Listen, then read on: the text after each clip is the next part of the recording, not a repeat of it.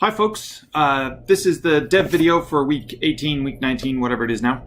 I've just finished putting the finishing touches on a level called Upwards Hell, which is a level that has very little physical ground.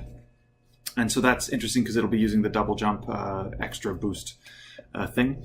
But the exciting thing with the dev video isn't the platformer level. It's what I spent half the week on that wasn't the platformer level. So for the past little while, I've been spending a few days here or there to make a first-person shooter. This is going to be part of ESJ2.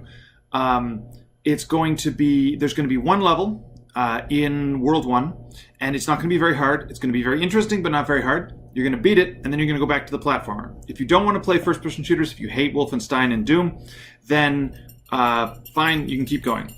However, later in the game, there's going to be a red key and a blue key, and if you pick those up and you go back to the first-person shooter level, there'll be doors that unlock that lead to secret levels and hopefully a boss, and so there'll be this optional little chain of levels.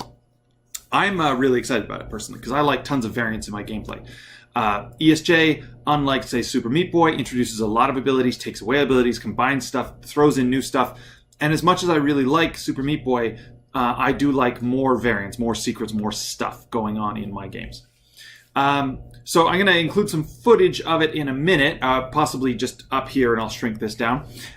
It's based around Wolfenstein or Gun Gods, if you're familiar with that. The enemies are sprites, so it's very, still uses the ESJ art style.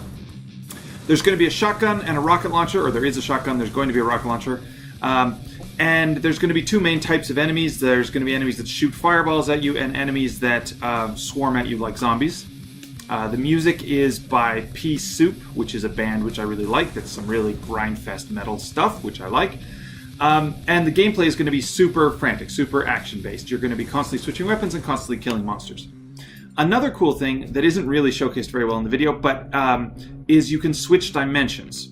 And so you'll see me sort of frantically switching between red and blue, and right now it does a few things, but it doesn't do the main thing, which is that dimensions are going to be drastically different.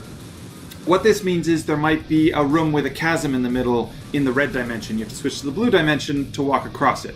Monsters, there'll be monsters that are white with black eyes that only exist in the blue dimension, and black with white eyes that only exist in the red dimension, and there'll be monsters that exist in both dimensions. You'll have fog in one level and a long line of sight in the other level. You'll have a machine gun, or that's what I'm calling the monsters that shoot fireballs. They don't act like machine guns, it's just a coding name. But you'll have a machine gun at the end of the hallway blowing fireballs at you, and you'll have to switch dimensions to get past it, and then when you're behind it, you can switch again and you can shotgun it in the back of the head. It should be super frantic and super fast, as benefits Electronic Superjoy. My dog just... Hey Max, say hi. This is my dog. So it'll be a super frantic first-person shooter, which I think benefits Electronic Superjoy quite well. And I hope to be able to do some really cool shit with it. Basically, because I'm making a whole game from scratch, even though it's a small game. Yes, Max. Hi, Max.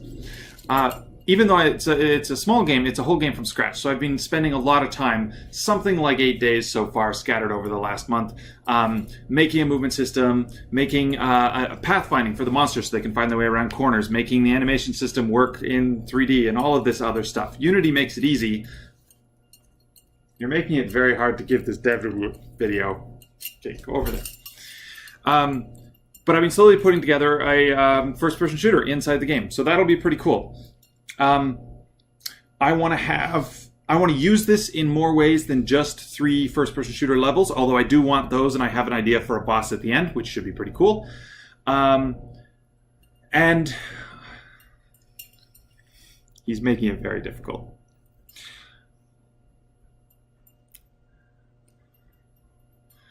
His name is Max. I rescued him from a shelter halfway through ESJ2 development because it was getting lonely, coding on my own. So now I have this furball to annoy me.